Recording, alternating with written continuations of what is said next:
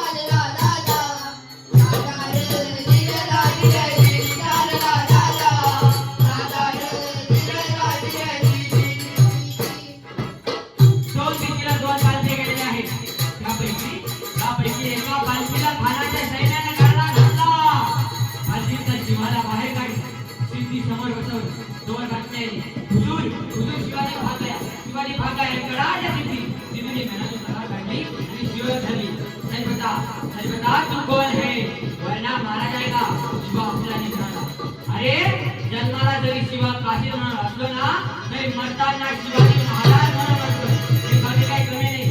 आणि मग किती तलवार चालली आणि शिवा संपला गेला. दोघीकडे बाजी निघाले, पिंड गाठली आणि बाजी म्हणताय, राजा तयार करू नका, तुम्ही नेहमी फौज घेऊन दुसऱ्या गडावरती रवाना व्हा, आम्ही इथेच शत्रूला पिंडी काढून धरतो.